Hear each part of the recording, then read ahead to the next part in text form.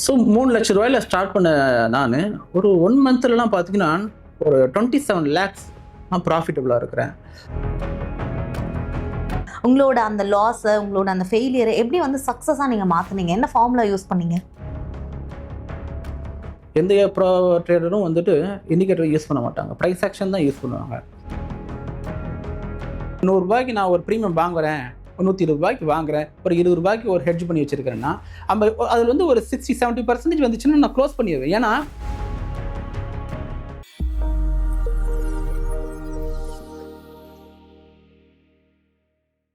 ஜீபோ நேயர்களுக்கு வணக்கம். லாஸ்ட் ஒரு 1 இயராகவே நம்மளோட ஜீபோல நாலேஜ் செஷன்ஸ் நிறைய கண்டக்ட் பண்ணிட்டு இருக்கோம். நீங்களுமே அதை வந்து பார்த்துருப்பீங்க. அப்படியே அதில் கலந்துக்கிட்ட ஒருத்தர் தான் இன்னைக்கு நம்ம கூட கெஸ்டாக இணைஞ்சிருக்காரு. ஏன் அவரை கெஸ்டாக நம்ம கூப்பிட்டுருக்கோம் அப்படின்னா, அந்த நாலேஜ் செஷனில் அவர் கேட்ட கொஷின்ஸை பார்த்து நம்மளோட ஜீபோ டீமே அவரை இன்னைக்கு ஒரு கெஸ்டாக நம்ம கூட உட்கார வச்சிருக்காங்க. ஸோ அவரை நம்ம விசாரிக்கும் போது அப்புறமா தான் தெரிஞ்சது அவரே ஒரு ஃபுல் டைம் ட்ரேடராக இருக்காரு அப்படின்னு சொல்லி. ஸோ இன்னைக்கு நம்ம கூட இருக்கவர் ராமநாதபுரத்துல இருந்து வந்த ஒரு full time trader Arun. So நம்ம சாரை வெல்கம் பண்ணிட்டு அவரோட இந்த பாதை, இந்த பயணம் எப்படி இருந்துச்சு அப்படின்றத பத்தி கேட்கலாம். வணக்கம் சார். வணக்கம் மேடம். ஜீபோ வந்து இப்போ ஒரு நாலேஜ் செஷன் வந்து கண்டக்ட் பண்ணியிருக்காங்க. அதில் வந்து நீங்க பார்ட்டிசிபேட் பண்ணி இன்னைக்கு ஒரு கெஸ்ட்டாக உங்களை வந்து உட்கார வச்சிருக்காங்க. ஸோ ட்ரேடிங்ல உங்களோட ஜேர்னி எங்கேருந்து ஸ்டார்ட் ஆச்சு, அதை பற்றி சொல்லுங்க சார். ஆக்சுவலாக நான் வந்து ப்ராப்பர் ராமநாதபுரம் இல்லை, அதாவது சொந்த வந்து காரைக்கால், புதுச்சேரி மாநிலம் காரைக்கால் எனக்கு. ஸோ ஒரு பிஸ்னஸ் பர்பஸ்க்காக நான் வந்துட்டு ராமநாதபுரம் வந்துருந்தேன். என்னோட ஆக்சிடென்ட் தான் நான் மார்க்கெட்டுக்குள்ளார வந்தது, டெரிவேட்டிவ் மார்க்கெட்டில். பிஸ்னஸ் ஸ்டார்ட் பண்ணணும் அப்படின்னு தோணும்போது எனக்கு புக் ரீடிங் ஹேபிட் நிறையா இருக்குது. எனக்கு சின்ன வயசுலேருந்து நிறைய புக்ஸ் படிக்கும். அப்படி வந்துட்டு இந்த ஸ்டாக் மார்க்கெட்டை பற்றி இந்த அல்ல பணம், சோமாலிப்பன் சாரோட புத்தகம் இதெல்லாம் நிறைய படிப்பேன். படித்தாலும் வந்துட்டு அப்போ டிமேட் அக்கௌண்ட் ஓப்பன் பண்ணுறதே ஒரு பெரிய சேலஞ்சிங்காக இருந்த நேரம் டைம் அது. ஸோ ஒரு இன்வெஸ்டராக தான் நான் 2018 ஒரு ₹8,000 ரொம்ப கம்மியான குறைவான தான் பென்னி ஸ்டாக்ஸாக வாங்கி போட்டிருக்கேன். ஸோ அது ஒரு 1 or 2 இயர்ஸில் பார்த்தீங்கன்னா அது எனக்கு பெரிய ரிட்டர்னாக இருந்துச்சு. எனக்கு ஒரு பெரிய ஆச்சரியம், என்னடா அது, இப்போ நம்ம ஒரு பிஸ்னஸ் ஆல்ரெடி ஒரு பண்ணிட்டுருக்கோம், அதில் வந்துட்டு இவ்வளோ ரிட்டர்ன் பார்க்கல, பிறகு பேசாமல் இதே நம்ம பிஸ்னஸாக சூஸ் பண்ணிடலாம் அப்படின்ட்டு. அந்த நேரத்தில் கொரோனா வேறு கரெக்டாக வந்து நல்லா ஸ்டாக்ஸ் ரொம்ப சீப்பாக இருந்த நேரம் அது. ஸோ ஸ்டாக்ஸை கொஞ்சம் கொஞ்சமாக நம்ம வாங்கி நான் போடுறேன். அது ஒரு 1 or 2 இயர்ஸில் பார்த்தீங்கன்னா உங்களுக்கு தெரியும், ஆஃப்டர் கொரோனா எல்லாம் தொட்டதெல்லாம் பொண்ணாகிற மாதிரி ஒரு ட்ரிபிள் டிஜிட் போயிடுச்சுடா எல்லாமே. ஸோ நான் என்ன பண்ணிட்டேன், முடிவே பண்ணிட்டேன், ரைட் இதை தவிர வேறு எந்த பிஸ்னஸும் போகக்கூடாது அப்படின்ட்டு கையில் இருக்கிற அமௌண்ட்லாம் அடுத்து வந்து போடுறோம். அப்படி போடும்போது கொரோனாவுடைய 2வது அலை. ஸோ மறுபடியும் ஸ்டாக்ஸ் எல்லாம் இறங்க ஆரம்பித்த உடனே எனக்கு அது வரைக்கும் நான் என்னெல்லாம் மார்க்கெட் எதிர்பார்த்து வந்தோன்னா அதெல்லாம் பொய்யா இருக்கிற மாதிரி இருக்குது. ஸோ நான் என்ன பண்ணுறேன், அப்போது ஒரு நபர் ஒருத்தர் என்கிட்ட சொல்கிறாப்புல, இந்த போர்ட்ஃபோலியோ ஹெட்ஜிங்கிற வார்த்தையை இப்போ கேள்விப்படுற மாதிரி எப்போ யாரும் என்கிட்ட சொன்னதா ஞாபகம் இல்லை. ஆனால் அவங்க என்ன சொல்கிறாங்க அப்படின்னா, பொதுவாக என்னோட நண்பர் ஒருத்தர் சொல்கிறாரு, நீங்கள் இந்த புட் கால் இந்த மாதிரி வந்து மார்க்கெட்டில் வந்துட்டு இருக்குது, நீங்கள் மார்க்கெட் கீழே இறங்கிட்டு தானே இருக்குது, உன்னோட போர்ட்ஃபோலியோவும் ரெட்டாக இருக்குது, ஸோ நீ ஒரு புட்டு வாங்கிடு அப்படின்னு சொல்கிறார். நான் என்ன பண்ணுறேன், ஒரு புட்டு வாங்குகிறேன். அது அந்த புட்டு பார்த்தீங்கன்னா எனக்கு 1 மந்த் அந்த போர்ட்ஃபோலியோட ரிட்டனை ஜஸ்ட் ஒரு 10 மினிட்ஸில் கொடுத்த உடனே நான் முடிவு பண்ணிட்டு இந்த லாஸை புக் பண்ணிட்டு பேசாமல் இந்த டெரிவேட்டிவ் மார்க்கெட்டில் இறங்கிடுவேன். இதான் குயிக் மணியாக இருக்குது, ரொம்ப ஸ்மார்ட் பிஸ்னஸாக இருக்குது அப்படின்னு சொல்லிட்டு என்ன பண்ணேன், அந்த லாஸை அப்படியே புக் பண்ணிவிட்டு வந்துட்டேன். என்னோட நேரம் எப்படின்னு கேட்டிங்கன்னா, அந்த கொரோனாவில் 2வது அலையும் முடிஞ்சதுனால first candle 1 minute candle 1 minute candle வச்சு ஆப்ஷன் பண்ண ஒரே ஆள் நானாக தான் இருப்பேன். 1 மினிட் கேண்டிலில் ஃபஸ்ட்டு கேண்டில் ரெட் கலர் வந்துச்சு அப்படின்னா புட் ஆப்ஷன், க்ரீன் கலர் வந்துச்சுன்னா லாங் போயிடுவேன். போகிறதுனா எவ்வளோ அமௌண்ட்டுக்கு போகும் கேட்டிங்கன்னா ₹10,00,000 அப்படியே வாங்கிடுவேன். ஸோ இது ஒரு சின்ன ஸ்பைக் என்னன்னு கேட்டிங்கன்னா ஒரு 50,000, 1,00,000, 1,50,000 ஒரு நாளைக்கே பார்த்தீங்கன்னா ப்ராஃபிட் புக் பண்ணுவேன்.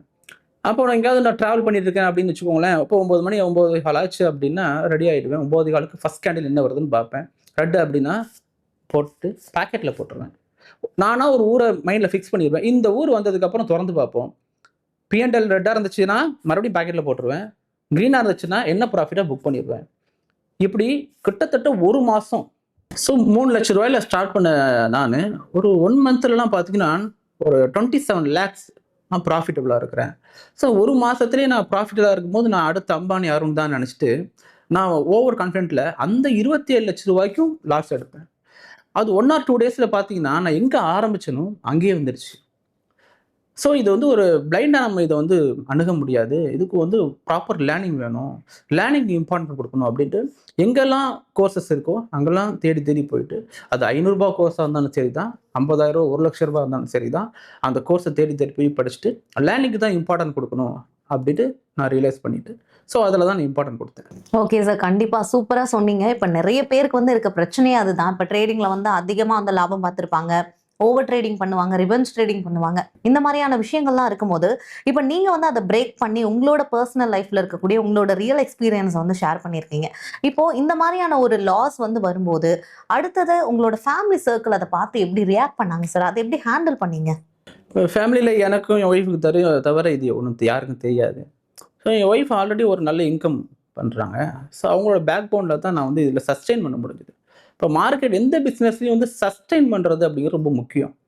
இப்போ வந்து அது ஒரு ஹோட்டல் பிஸ்னஸாக இருக்கட்டும், இல்லை ஒரு ஒரு பொட்டிக் ஷாப்பாக இருக்கட்டும், இல்லை ஏதோ ஒரு பிஸ்னஸில் சஸ்டெயின் பண்ணவங்க எல்லாருமே சக்ஸஸ் பண்ணியிருக்கிறாங்க. பாதியில் விட்டுட்டு ஓடி போனவங்க எல்லாருமே அடுத்தடுத்த பிஸ்னஸ் தேடி ஓடி போய் அங்கேயும் சஸ்டெயின் பண்ண முடியாமல் தோல்வி அடைஞ்சவங்க தான் அதிகம்.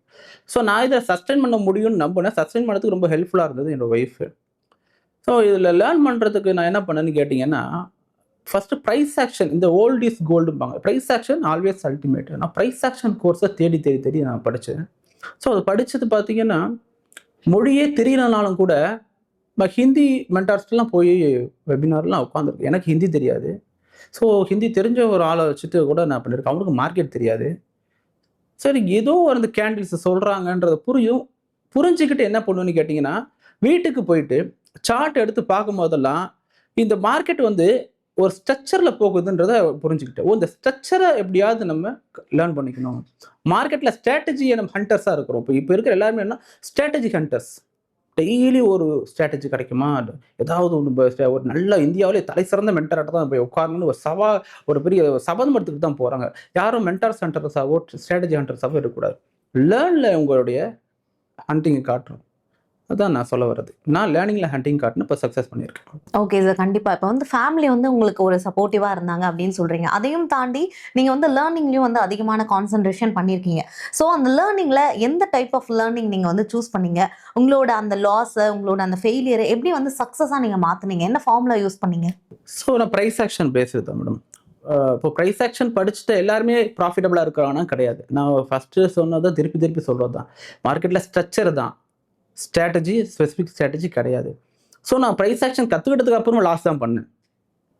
ஓகேவா? அகெயின் நான் கேபிட்டல் மறுபடியும் கொண்டுட்டு வரேன், வெளியேருந்து கொண்டு வரேன், லோன் வாங்குறேன், ப்ளட்ஜ் பண்ணுறேன், ஹோல்டு. இந்த மாதிரி எனக்கு இருக்கிற எல்லா மார்க்கெட்டில் பண்ணக்கூடாத அத்தனை பேட் ஹேபிட்டும் பண்ணிட்டு தான் நான் உள்ளார வர மறுபடியும் கேபிட்டல் எடுத்துக்கிட்டு. ஸோ நம்ம ப்ரைஸ் ஆக்ஷன் படிச்சுட்டோம், ஸோ நம்ம சக்ஸஸ் பண்ணிடலாம் அப்படின்ட்டு நம்ம ஒரு ரூலை கற்றுக்கிட்ட ஒரு ஸ்ட்ராட்டஜியை ஃபாலோ பண்ணுறதுக்கே ஒரு டிசிப்ளின் வேணும். அதுக்கப்புறம் தான் தெரிஞ்சுது. ஏன்னா அந்த காசும் போனதுக்கப்புறம் தான் எனக்கு தெரிஞ்சுது. ஸோ மார்க்கெட்டில் வந்து இது ஒரு புரியாத தான். நம்ம ஃபஸ்ட்டு லேண்ட்மேனில் லாஸ் பண்ணோம், லேர்ன் பண்ணிவிட்டு லாஸ் பண்ணுறோம் அப்படின்னா அதுக்கு பெரிய ஒரு சைக்காலஜி வேணும், ப்ளஸ் ரிஸ்க் மேனேஜ்மெண்ட் வேணும், அதில் டிசிப்ளினாக இருக்கணும். இதெல்லாம் அதுக்கப்புறம் தான் தெரியுது. ஸோ எனக்குன்னு அந்த பிரேக் தாண்டறதுக்கு, எனக்குன்னு ஒரு ஸ்ட்ராட்டஜியை உருவாக்குறதுக்கு எனக்கு ஒரு 3.5 வருஷம் மட்டும் ஆயிடுச்சு. So learning important, plus learn பண்ணிவிட்டு உங்களுக்குன்னு ஒரு ஸ்ட்ராட்டஜி நீங்கள் தான் பில்ட் பண்ணணும். ஒவ்வொரு மென்டார்ஸ் இருக்கிறாங்கன்னா அப்படி அவங்க ஒரு ஃப்ரேம் ஒர்க் கொடுப்பாங்க. ஸோ அவங்களே பார்த்தீங்கன்னா ஒவ்வொரு நாளைக்கும் ட்ரேட் பண்ணுறது மார்க்கெட் நேச்சருக்கு தகுந்த மாதிரி என்ட்ரி, எக்ஸிட்ஸ், ரிஸ்க் அவங்க தான் ஃபிக்ஸ் பண்ணுவாங்க. ஸோ எல்லா நாளும் அவங்க கூட இருக்க முடியாது. அவங்க ஒரு ஃப்ரேம் ஒர்க் கொடுக்குறாங்கன்னா நீங்கள் தான் டெடிகேஷனாக இருந்து ப்ராக்டிஸ் பண்ணணும். அதுக்கப்புறம் தான் ப்ராஃபிட் பண்ணுறதுக்கு முயற்சி பண்ணணும். ஓகே சார், கண்டிப்பா. இப்போ சூப்பரான ஒரு எக்ஸ்பிளனேஷன் வந்து கொடுத்துருந்தீங்க. இப்போ லேர்னிங் மட்டும் போதாது, அதோட வந்து ஒரு ஓன் ஸ்ட்ராட்டஜி கண்டிப்பா நம்ம டெவலப் பண்ணியிருக்கணும் அப்படின்னு. இப்போ வந்து புதுசா வரவங்களுக்கு, இல்லை ஆல்ரெடி வந்து ட்ரேடிங் பண்ணிட்டு இருக்கவங்களுக்கு லேர்னிங்கோட சேர்த்து அவங்களோட ஓன் ஸ்ட்ராட்டஜி வந்து அவங்க டெவலப் பண்ணணும்னா என்னென்ன விஷயங்களை அவங்க ஃபாலோ பண்ணணும்? ப்ரைஸ் ஆக்ஷன் பேஸ்டு ஸ்ட்ராட்டஜி தான் எப்போவுமே ஒர்க் ஆகும். எல்லாருமே என்ன பண்ணுவாங்க கேட்டிங்கன்னா, ஃபஸ்ட்டு மார்க்கெட்டில் உள்ளார வரும்போது இண்டிகேட்டர்ஸோடு வருவாங்க. இப்போ இண்டிகேட்டர்ஸ் ஒரு ப்ரோ ட்ரேடர் வந்துட்டு பயன்படுத்துகிறாங்களா அப்படின்னு கேட்டிங்கன்னா கிடையாது. எந்த ப்ரோ ட்ரேடரும் வந்துட்டு இண்டிகேட்டர் யூஸ் பண்ண மாட்டாங்க, ப்ரைஸ் ஆக்ஷன் தான் யூஸ் பண்ணுவாங்க. ஸோ இண்டிகேட்டர் யூஸ் பண்ணவே மாட்டாங்களா அப்படின்னா அப்படியும் கிடையாது. ஒவ்வொரு இண்டிகேட்டருக்கும் ஒரு நேச்சர் இருக்குது. ஸோ நம்ம வந்துட்டு ஒரு ஸ்ட்ராட்டஜியை பில்ட் பண்ணணும் அப்படின்னா ஃபஸ்ட்டு நம்ம ஸ்ட்ரக்சரை புரிஞ்சுக்கிட்டு, ஒரு ஸ்ட்ராட்டஜி பில்ட் பண்ணுறதுக்கெல்லாம் பெரிய ஒரு காலங்கள்லாம் பிடிக்காதுங்க. இப்போ உதாரணத்துக்கு உங்களுக்கு பார்க்குறீங்க அப்படின்னா, ஒரு இண்டிகேட்டர் இப்போ மூவிங் ஆவரேஜ் எடுத்துக்கணும் அப்படின்னா, நீங்க ரெகுலரா மூவிங் ஆவரேஜ் வாட்ச் பண்ணிக்கிட்டே இருக்கிறீங்கன்னா, கிட்டத்தட்ட ஒரு அதிகபட்சமா ஒரு 6 மாசம் அந்த மூவிங் ஆவரேஜோட உங்க கேரக்டர புரிஞ்சுக்கிறதுக்கு அவ்வளோதான் ஆகும். ஸோ அந்த மூவிங் ஆவரேஜ் இப்போ இன்ட்ராடேவே பண்றீங்க அப்படின்னா, ஒரு 20 மூவிங் ஆவரேஜ் யூஸ் பண்ணலாம். ஓகேவா? இது லேகிங் இண்டிகேட்டர் தான். ஆனா அந்த லேகிங் இண்டிகேட்டருக்கு கூட ஒரு நேச்சர் இருக்கு. அத புரிஞ்சுக்கிறதுக்கு ஒரு 6 மந்த் எடுக்கும். நம்ம டைம் எடுக்கணும். ஸோ டைம் எடுத்து அந்த நேச்சர புரிஞ்சுக்கிட்டு, அத வச்சு ஒரு ஸ்ட்ராட்டஜி ஓனா நீங்க பில்ட் பண்ணும்போது என்ன ஆகும்னா, உங்க ஓன் ஸ்ட்ராட்டஜிக்கு ஹெட்ஜ் உங்களுக்கு தான் தெரியும். எல்லாரும் ஃபாலோ பண்ற ஒரு ஸ்ட்ராட்டஜி கையில எடுத்தீங்கன்னா, அதோட ஹெட்ஜ் ஆல்ரெடி இன்ஸ்டிடியூஷனுக்கு தெரியறனால தான் எஸ்எல்லாம் ஹிட் ஆகுறதுக்கு காரணம். ஸோ கஷ்டப்படுங்க, லேர்ன் பண்ணுங்க. உங்க ஸ்ட்ராட்டஜிய பில்ட் பண்றதுக்கு நீங்க தான் முயற்சி பண்ணணும். இப்போ நான் ஒரு ஸ்ட்ராட்டஜிய சொல்றேன் அப்படின்னா, அந்த ஸ்ட்ராட்டஜி உடனே எல்லாரும் ஃபாலோ பண்றாங்கன்னா, அதோட ஹெட்ஜ் இன்ஸ்டிடியூஷனுக்கு தெரியும். ஸோ எந்த இண்டிகேட்டரா இருந்தாலுமே, அந்த அந்த இண்டிகேட்டரோட நேச்சர புரிஞ்சுக்கோங்க. எந்த மார்க்கெட் ஸ்ட்ரக்சரா இருந்தாலுமே, அந்த ஸ்ட்ரக்சர புரிஞ்சுக்கிறதுக்கு ட்ரை பண்ணுங்க. இப்ப வந்து எல்லாருமே வந்து அவங்களோட ஓன் ஸ்ட்ராட்டஜி ஒண்ணு வச்சுக்கணும் அப்படின்னு நீங்க சொல்றீங்க. பட் அந்த ஓன் ஸ்ட்ராட்டஜி மேக் பண்றதுல நிறைய பேருக்கு நிறைய பிரச்சனைகள் வந்து இருக்குது. ஸோ இந்த பிரச்சனைகள் வராம அவங்களோட ஓன் ஸ்ட்ராட்டஜிய அவங்க எப்படி கிரியேட் பண்ணலாம்? அதுல இருக்க மிஸ்டேக்ஸ் என்ன? அத பத்தி சொல்லுங்க. ஸோ ஒரு ஸ்ட்ராட்டஜி அப்படிங்கும்போது, ஃபர்ஸ்ட்டு முன்னாடி மாதிரி கிடையாது. இப்போ பேக் டெஸ்ட் பண்றதுக்கு ஏஐலாம் இருக்கு. ஸோ நம்ம பிரைஸ் ஆக்ஷன் பேஸ்டு ஸ்ட்ராட்டஜி தான் எப்போதுமே ஒர்க் அவுட் ஆகும். இன்னைக்கு நெறைய வந்து டேட்டா பேஸ் பண்ணி ட்ரேட் பண்றாங்க. அந்த டேட்டா வந்துட்டு நெறைய டேட்டா அனலிசிஸ் இன்னைக்கு மென்டார்ஸா இருக்கிறாங்க இல்லையா? ஸோ நம்ம டேட்டா பேஸ் மட்டுமே ட்ரேட் பண்ணணும். பிரைஸ் ஆக்ஷன் மட்டுமே வச்சு ட்ரேட் பண்ணணும் அப்படி இல்லாம கம்பைன் பண்ண கத்துக்கணும் முதல்ல. இப்போ டேட்டா ஒரு பக்கம் பிரைஸ் ஆக்ஷன். தேவைப்பட்டா நீங்க வந்துட்டு இண்டிகேட்டர்ஸ் யூஸ் பண்ணிக்கலாம். ஸோ இப்போ இன்ட்ராடே பண்றீங்கன்னு வச்சுக்கோங்களேன் உதாரணத்துக்கு. எதுல பண்ணணும்னு தெரியணும். இண்டெக்ஸ்ல தான் மேக்ஸிமம் ஆப்ஷன்ஸ் பண்ணணும். அதே மாதிரி இன்ட்ராடே பண்றீங்க அப்படின்னா, ஃபர்ஸ்ட் நீங்க மைண்ட்ல லாஸஸ ஃபிக்ஸ் பண்ண கத்துக்கணும். ஏன்னு கேட்டீங்கன்னா, ஒரு 50, 60% வின்னிங் ப்ராபபிலிட்டி இருக்கிற ஸ்ட்ராட்டஜிய நல்ல ஸ்ட்ரிக்ட்டான ஒரு எஸ்எல் வச்சுட்டு, டிசிப்ளினா நீங்க ட்ரேட் பண்ணீங்கன்னா, ஓவராலா ப்ராஃபிட்டபிளா இருப்பீங்க. இப்ப நான் சொன்ன மாதிரி ஆப்ஷன்ஸ் பண்றீங்க அப்படின்னா, நீங்க நிஃப்டினா நிஃப்டில தான் ட்ரேட் பண்ணணும். நிஃப்டிக்கு ஒரு கேரக்டர் இருக்கும். பேங்க் நிஃப்டிக்கு ஒரு கேரக்டர் இருக்கும். Nifty and Sensex both are same. ஆனா பேங்க் நிஃப்டிக்கு வேற கேரக்டர் இருக்கு. ஸோ என்னன்னா, இதோட கேரக்டர் புரிஞ்சுக்கிறதுக்கு பழகணும் முதல்ல. எடுத்த உடனே பணம் போட்டு நீங்க தான் ட்ரேட் பண்ணணும்னு அவசியம் இல்ல. நம்ம கேரக்டர புரிஞ்சுக்கணும். நான் எப்படி இண்டிகேட்டருக்கு ஒரு நேச்சர் இருக்கு. அத புரிஞ்சதுக்கு நாள் எடுக்கும் அப்படின்னு சொன்னனோ, அதே மாரி இண்டெக்ஸ புரிஞ்சுக்கிறதுக்கும், லிக்விடிட்டி இருக்க ஸ்டாக்ஸ உடைய மூவ்மெண்ட்ட புரிஞ்சுக்கிறதுக்கும், அந்த ஸ்ட்ரக்சர புரிஞ்சுக்கிறதுக்கும் கொஞ்சம் நாள் எடுக்கும். நீங்க அதுக்குள்ள அவசரப்பட்டு பணம் போடாம அந்த ஸ்ட்ரக்சர முதல்ல புரிஞ்சுக்கோங்க. ஸ்ட்ரக்சர புரிஞ்சுக்கிட்டீங்கன்னா, ஆட்டோமேட்டிக்கா ஸ்ட்ராட்டஜி வந்துரும். ஆ ஸ்பெசிஃபிக்கா இது ஒரு ஸ்ட்ராட்டஜின்னு சொல்லிக் குடுத்துட்டேன்னா, ஓரளவு சொல்லிடலாம். நான் முன்னாடி சொன்ன மாரி தான். ஒரு ஃப்ரேம் ஒர்க்க சொல்லிடலாம். அந்த ஃப்ரேம் ஒர்க்க கூட டிசிப்ளினா ட்ரேட் பண்றதுக்கு நானே கைப்பிடிச்சு அவங்களுக்கு சொல்லிக் குடுத்தாலும் கூட அவங்களுக்கு வராது. காரணம் அவங்க தான் அவங்க ஓன் ஹெட்ஜ உண்டு பண்ணணும். நம்ம எங்க ரிஸ்க்க ஃபிக்ஸ் பண்ண போறோம், நான் ஃபிக்ஸ் பண்றதா இல்ல அவங்க ஃபிக்ஸ் பண்ணணும். அவங்களுக்கு என்ன கேபிட்டல் எனக்கு தெரியாது. அவங்க என்ன மாரி பேக்ரவுண்ட்ல வந்திருக்காங்கன்னு எனக்கு தெரியாது. அவங்களுடைய சைக்காலஜி எனக்கு தெரியாது. நான் ஒரு ஃப்ரேம் ஒர்க்கா குடுத்துட்டேன். இல்ல ஏதோ ஒரு மென்டார் ஒரு ஃப்ரேம் ஒர்க் குடுக்குறாங்க. எத்தனையோ பேர் இன்னைக்கு கேண்டில் ரீடிங் பத்திலாம் எடுக்குறாங்கன்னா, நல்லா எடுக்குறாங்கன்னா, எல்லா இடத்துலயும் அந்த கேண்டில் ரீடிங் போய் தேடக்கூடாது. அவங்க எங்க சொல்றாங்க? எங்க அந்த கேண்டில் வந்திருக்கு? வரணும். அதுக்கு என்ன ரூல்ஸ் சொல்றாங்க? அத ஸ்ட்ரிக்ட்டா ஃபாலோ பண்ணணும். ஸோ அந்த ஃப்ரேம் ஒர்க் சரியா டிசிப்ளினா நம்ம வந்து ஃபாலோ பண்றதே கிடையாது. மிஞ்சி மிஞ்சி போனா ஒரு 1 வாரம், 2 வாரம். அதுக்கப்புறம் அந்த ஸ்ட்ராட்டஜி மேலே பெரிய பழிய போட்டு நம்ம அடுத்த ஸ்ட்ராட்டஜி தேட ஆரம்பிச்சுருவோம். ஸோ ஸ்ட்ரக்சர் தான். நம்ம ஸ்ட்ரக்சர நம்ம புரிஞ்சுக்கணும். ஸ்ட்ராட்டஜி தானா வரும். அந்த எந்த ஸ்ட்ராட்டஜி அது என்ன மாரி எதுக்கு யூஸ் பண்ண போறீங்க? இன்ட்ராடேக்கு யூஸ் பண்ண போறீங்களா? ஆப்ஷன்ஸ்க்கு யூஸ் பண்ண போறீங்களா? பொசிஷன்ஸ்க்கு யூஸ் பண்ண போறீங்களா? ஸ்விங் ட்ரேடுக்கு யூஸ் பண்ண போறீங்களாங்கிறத நீங்க தான் உங்களுடைய கேபிட்டல் பொறுத்து பில்ட் பண்ணிக்கணும். Okay sir. கண்டிப்பா சூப்பரா சொன்னீங்க. இப்ப அடுத்ததா வந்து பார்த்தோம்னா, இப்ப பேக் டெஸ்ட் பண்றதுக்கு ஏஐ இருக்கு. இப்ப ஆல்கோவ தேடி நெறைய பேர் போறாங்க. இப்ப ஆல்கோ இருந்தாலே போதும் நம்மளால ஈஸியா ப்ராஃபிட் பண்ணிரலாம். ஈஸியா வந்து சக்சஸ் பண்ணிரலாம் அப்படின்னு நெனைக்கிறாங்க. அந்த மெத்தட நீங்க எப்படி பார்க்குறீங்க? இப்ப ஆல்கோவ பொறுத்தவரைக்கும் என்னன்னு கேட்டீங்கன்னா, அது மந்த்லி பெர் பெர்சன்டேஜ் எவ்வளோ ரிட்டர்ன் தரும்னு பார்க்குறாங்க. இயர்லி எவ்வளோ ரிட்டர்ன் தரும்னு தான் பேக் டெஸ்ட் பார்க்குறாங்க. ட்ரா டவுன்னு ஒண்ணு இருக்கிறத அவங்க பார்க்க மாட்டாங்க. இப்போ ஒரு உதாரணத்துக்கு பாருங்களேன். பெர் மந்த் உடைய ட்ரா டவுன் எவ்வளவு? பெர் இயர் உடைய ட்ரா டவுன் எவ்வளோன்றத முக்கியமா பார்க்கணும். எல்லா ஆல்கோவுமே சக்சஸ்ஃபுல் ஆல்கோவான்னா கிடையாது. இப்போ ஆப்ஷன் செல்லிங்க்குன்னு ஒரு ஆல்கோ இருக்கும். டைரக்ஷனல் செல்லிங்க்குன்னு ஆல்கோ இருக்குன்னு வச்சுக்கோங்களேன். இப்போ இந்த ஆல்கோவில் நம்ம டிப்ளாய் பண்ணிட்டோம். ஒரு அமௌண்ட் போட்டு டிப்ளாய் பண்ணிட்டோம்னு வச்சுக்கோங்க. இப்போ சடனா பார்த்தீங்கன்னா, மார்க்கெட் ஒரு 2, 3 மாசம் பார்க்குறீங்க. இந்த வார் இஷ்யூனால பெரிய கேப் டவுன்லாம் ஆகுது. ஸோ அது என்ன பண்ணுதுன்னா, அது இன்னைக்கு வந்து ஒரு ஆல்கோட செட்டப் அப்படின்னா, மினிமம் இவ்வளோ ப்ராஃபிட் வந்தா அது கட் பண்ணிரும். இவ்வளோ லாஸ் வந்தால் அது கட் பண்ணிக்கிறதுக்கு ஒரு ஃபிக்ஸ் பண்ணி வச்சுருக்கோம். So gap down gap up ஒன்றுமே பண்ண முடியாது. நம்ம எதிர்பாராத லாஸ் ஆல்கோவில் கூட நடக்கும். கண்டினியூஸாக நீங்கள் ஆல்கோவில் இந்த மாதிரி கேப் அப் கேப் டவுன் நடந்துட்டு இருக்கும்போது கண்டினியூஸாக லாஸை சந்திக்கும் போது இந்த ஆல்கோ மேலே உங்களுக்கு அவநம்பிக்கை வந்துடும். ஸோ ஆல்கோவாக இருக்கட்டும், இல்லை உங்களோட ஓன் ஸ்ட்ராட்டஜியாக இருக்கட்டும், ரிஸ்க்கு முதல்ல நீங்கள் தான் ஃபிக்ஸ் பண்ணணும். அதே மாதிரி நான் முன்னாடியே சொன்னது, எவ்வளோ பெரிய அல்ட்ரா மாடல் ஒரு சுப்ரீம் ஸ்ட்ராட்டஜியாக இருந்தாலும் தொடர்ந்து லூசிங் ஸ்ட்ரீக்கு ஒன்று இருக்குங்கிறத நம்ம ஃபிக்ஸ் பண்ணிக்கணும். அதுக்கு நம்ம எவ்வளோ எடுக்க போகிறோம், இப்போது ₹1,00,000 உங்கள்கிட்ட இருக்குன்னு வச்சுக்கோங்களேன். இப்போ ஆப்ஷன் பையர் என்னன்னா, அவங்களோட மைண்ட் செட் எப்படி இருக்குன்னா 5 லாட் 10 லாட் போடணும். ஆப்ஷன் பையனாலே குவான்டிட்டி கூட போடணும். அப்படி கிடையாது. குவான்டிட்டியை வந்துட்டு கம்மி பண்ணி போடுங்க. 1 லாட் 2 லாட்ல ப்ராக்டிஸ் பண்ணுங்க. ஓவரால் ஒரு 6 மந்த் உங்க ப்ராஃபிட்டபிளாக இருக்கிறீங்களா, அப்புறம் லாட்டை போட்டுங்க. எடுத்த உடனே இவங்க என்ன பண்ணுறதுன்னா லிமிட்டட் லாஸ் அன்லிமிட்டட் ப்ராஃபிட்னு இந்த சைக்காலஜி ஆல்ரெடி வந்து இருக்குது, மைண்டுக்குள்ளே இருக்குது. பையருடைய மைண்டே அப்படி தான். Minimum loss maximum profit. அதனால் அவங்க ₹1,00,000 வச்சுருந்தாலும் 5 லாட் 10 லாட் தான் போடுவாங்க. தொடர்ந்து ஒரு 8 நாள் தொடர்ந்து அவங்க லாஸ் பண்ணுறாங்க அப்படின்னா கிட்டத்தட்ட அவங்க கேபிட்டலேருந்து ஒரு 60% அவங்க இழக்கிற மாதிரி இருக்கும். அப்புறம் கேபிட்டல் இருக்காது ட்ரேட் பண்ணுறதுக்கு. அகைன் எங்கேயாவது ஒரு கடன் வாங்கிட்டு வந்தால் ட்ரேட் பண்ணுவாங்க. ஸோ லாஸை ஃபிக்ஸ் பண்ணணும். ஆல்கோவாக இருந்தாலும் சரி தான், அது ஓன் ஸ்ட்ராட்டஜியாக இருந்தாலும் சரி தான். ஓகே சார், கண்டிப்பாக. இப்போ நம்ம வந்து நிறைய விஷயங்கள் வந்து பேசிகிட்டு இருக்கோம்.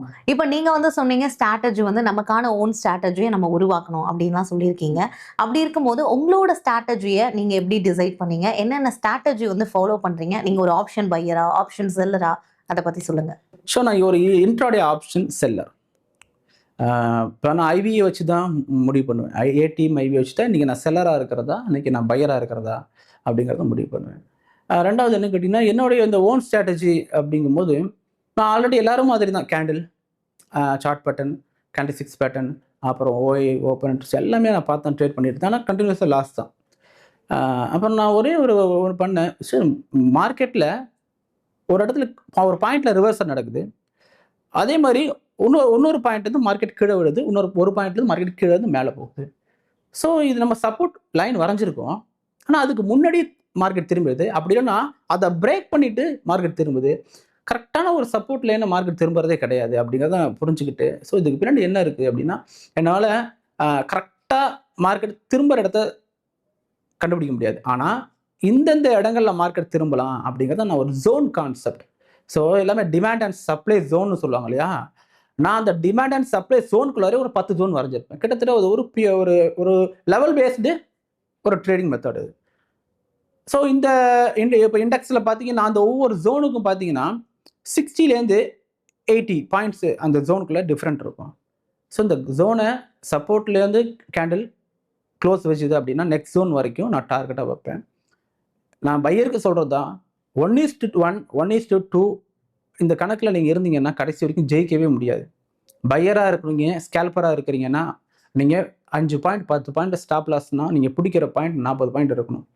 அப்படி இருந்தால் மட்டும்தான் இந்த மார்க்கெட்டில் ஜெயிக்க முடியும். நான் முன்னாடியே சொன்ன மாதிரி ஆனுவலைஸ்டு வாலட்டாலிட்டி அவங்க அது என்ன சொல்ல வருது அப்படின்னா, 10 வருஷம் டேட்டா என்ன சொல்லுதுன்னா, சராசரியாக 0.8% தான் நிஃப்டி மூவ் ஆகுது.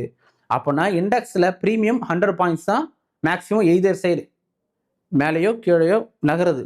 அந்த 100 பாயிண்ட்ஸில் நீங்கள் வந்துட்டு 0.6 டெல்டாவில் நீங்கள் ட்ரேட் பண்ணுறீங்கன்னு வச்சுக்கோங்க. பையர்ஸ் 0.6 0.7 எடுக்கலாம். ஐவி ஜாஸ்தியாக ஈவன் டைமில் இருக்கும்போது எடுக்கக்கூடாது. நார்மலாக நீங்கள் 0.6 0.7 எடுக்கணும். ஏன்னா டைம் டிகேலேருந்து நீங்கள் எஸ்கேப் ஆகணும். எல்லாருமே நல்லா அனலைஸ் பண்ணுறீங்க, நல்லா கேண்டில்ஸ் பற்றி நல்லா தெரிஞ்சு வச்சுக்கிறீங்க. ஆனால் அந்த டைம் டிகே உங்களை முடிச்சு விட்ருது. ஸோ நீங்கள் 0.6 டெல்டாவில் ட்ரேட் பண்ணணும். ஐடிஎம் தான் ட்ரேட் பண்ணணும் ஆப்ஷன் பையர்ஸ். அப்படி ட்ரேட் பண்ணும்போது நீங்கள் ஸ்டாப் லாஸ் 5 10 இதுதான் இருக்கணும். 10 பாயிண்ட் 5 பாயிண்ட் தான் எடுக்கிறது. ஆனால் நீங்கள் பாயிண்ட் பிடிச்சிங்கன்னா 40 பாயிண்ட் பிடிக்கணும். உங்களோட வின்னிங் ப்ராபபிலிட்டி நான் முன்னாடியே சொன்ன மாதிரி 50% இருந்தாலும் ஓகே தான். அந்த ரூலை ஸ்ட்ரிக்டாக ஃபாலோ பண்ணிங்கன்னா ஓவராலாக ப்ராஃபிட் இருப்பீங்க. ஸோ அதை தான் நானும் ஃபாலோ பண்ணுறேன். என்னோட ஸ்டாப் லாஸ் 5 10 பாயிண்ட் தான் இருக்கும். ஆனால் நான் ஆப்ஷன் பையராக இருந்தேன்னா 40 பாயிண்ட் பிடிக்காம மார்க்கெட்டுக்கு வர மாட்டேன். 40 பாயிண்ட் போகலை, 30 பாயிண்ட் உள்ள போகுது அப்படின்னா எக்ஸாக்டாக நான் உங்கள்கிட்ட என்ன சொல்கிறேன்னு கேட்டிங்கன்னா, 20 பாயிண்ட் கெயின் பண்ணுங்க, வெளியே வர வேண்டாம், ட்ரையல் பண்ணுங்க. சரி, ஏதாவது ஒரு ட்ரெண்டிங் மார்க்கெட் வந்து உங்களுடைய மற்ற அந்த நான் சொன்ன அந்த 5 பாயிண்ட் எஸ்எல் கொடுத்தீங்க இல்லையா, இதெல்லாம் ஒரு ட்ரெண்டிங் மார்க்கெட் உங்களுக்கு ரெக்கவர் பண்ணி கொடுக்கும். ஸோ நீங்கள் லாஸை ஃபிக்ஸ் பண்ணிவிட்டு ப்ராஃபிட்டை 20 பாயிண்ட்டுக்கு ட்ரையல் பண்ண பாருங்கள். 100 பாயிண்ட்ஸ் பிடிக்கணும், உங்கள் மணியை டபுள் பண்ணணும்னு நினைக்காதீங்க. குறிப்பாக பெரிய ஒரு அட்வைஸ் நான் வந்து ஒரு அட்வைஸ் பண்ணுறேன் அப்படின்னா, இந்த 0 to ஹீரோ அதெல்லாம் தயவு செய்து அதை விட்டு விலகி வந்துருங்க. அதெல்லாம் உங்ககிட்ட நீங்க ப்ராஃபிட்டபிளா இருக்கிறீங்கன்னா, அதுலேருந்து இன்னைக்கு ஒரு 5000 ப்ராஃபிட் பண்ணீங்கன்னா, ஒரு ரூ. 500 நீங்க இழக்க தயாரா இருக்கீங்கன்னா, ஓகே. ஒரு ஓடிஎம்ல போய் வாங்குங்க. சும்மா வாங்கி போடுங்க. அது மேக்ஸிமம் எனக்கு தெரிஞ்சுட்டு ஐடி சார் ஜெகன் சார் கூட சொன்ன மாரி அது ஒரு 5% தான் வின்னிங் ப்ராபபிலிட்டியா இருக்கு. நீங்க ஸ்ட்ராட்டஜியாவே ஹீரோ டு ஜீரோவ வச்சிருக்கீங்களே! ஒரு நிமிஷத்துல உங்க கேபிட்டல காலி பண்ணிரும். அதெல்லாம் ஒரு ஸ்ட்ராட்டஜின்னு யார் அதெல்லாம் இந்த மித்தெல்லாம் கிளப்பி விட்டா அப்படின்னு தெரியல. ஆப்ஷன் பையர் வந்து அந்த சைடு போகவே போகாதீங்க. 0.6 டெல்டாவை ஃபிக்ஸ் பண்ணிக்கோங்க. ஐவி ஜாஸ்தியா இருக்குது. அதாவது 12 to 16 இருக்குது அப்படின்னா, நீங்க எஸ்எல்லும் தள்ளி வைக்கணும், டார்கெட்டையும் தள்ளி வைக்கணும். ஏன்னா, நல்ல பாயிண்ட்ஸ் பிடிக்கிறதுக்கான சான்சஸ் அப்பதான் இருக்குது. உங்களுக்கு 25, 30லாம் போகுது அப்படின்னா, ஈவென்ட் இருக்குது அப்படின்னா, ஆப்ஷன் பையர் அந்த சைடே போகாதீங்க. சிஸ்டத்தை க்ளோஸ் பண்ணிச்சுட்டு உங்க வேலையை பாருங்க. அதே மாதிரி ஐவி ரொம்ப லோவா இருந்தாலும் ஆப்ஷன் பையர் போகாதீங்க. ஸ்கேல்பர் இந்த 5 பாயிண்ட் பிடிக்கிறது, இந்த 10 பாயிண்ட் பிடிக்கிற கான்செப்ட் விட்டுருங்க. 5 பாயிண்ட்ல நீங்க வந்துட்டு எக்ஸீட் பண்றீங்கன்னா, ஸ்டாப் லாஸ் எப்படி 1.5 பாயிண்ட்ல வைப்பீங்களா, 1/2 பாயிண்ட்ல வைப்பீங்களா?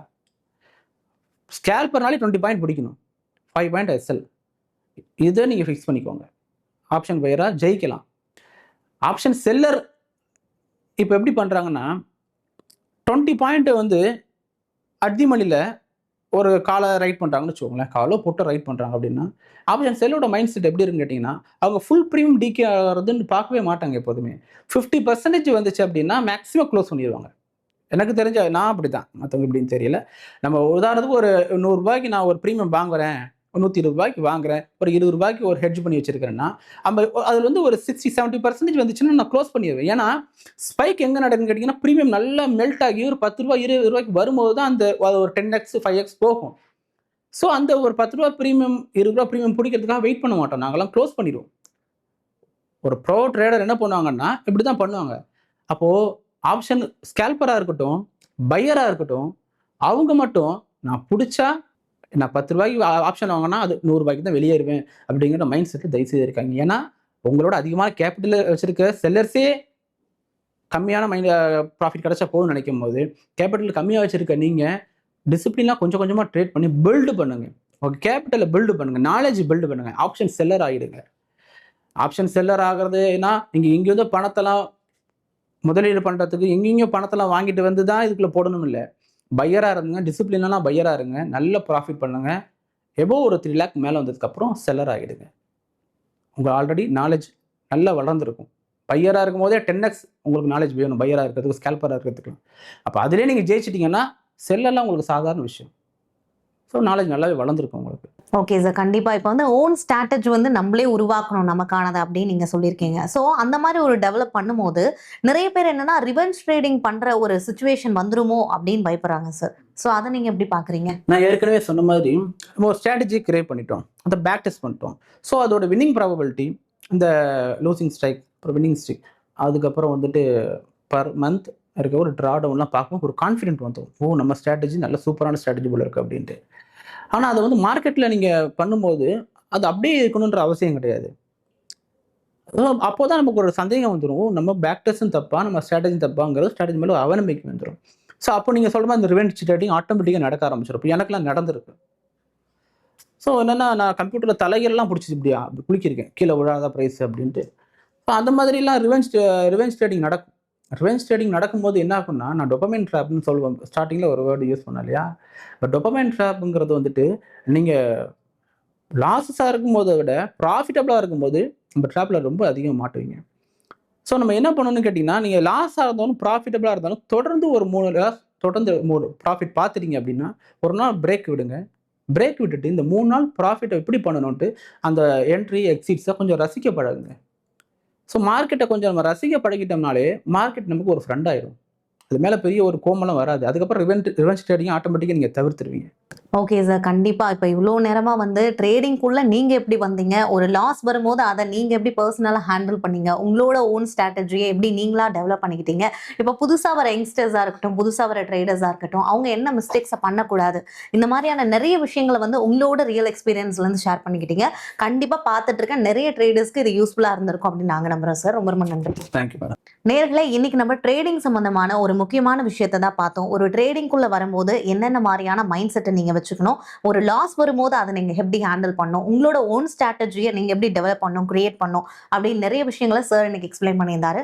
கண்டிப்பாக இது உங்களுக்கு பயனுள்ளதாக அமைஞ்சிருக்கும் அப்படின்னு நாங்கள் நம்புகிறோம். இந்த வீடியோ உங்களுக்கு பிடிச்சிருந்துச்சுன்னா லைக் பண்ணுங்க. இந்த இன்ஃபர்மேஷன் உங்களுக்கு யூஸ்ஃபுல்லாக இருந்துச்சுன்னா உங்களோட ஃப்ரெண்ட்ஸ் அண்ட் ஃபேமிலிஸ்க்கு ஷேர் பண்ணுங்க. இந்த டாபிக் சம்மந்தமாவோ இல்லை ட்ரேடிங் சம்மந்தமாவோ வேற ஏதாவது டவுட்ஸ் உங்களுக்கு இருந்ததுன்னா கூட நீங்க கமெண்ட் செக்ஷன்ல மறக்காம கமெண்ட் பண்ணலாம். அதோட ஜீபு சேனலையும் சப்ஸ்கிரைப் பண்ண மறக்காதீங்க.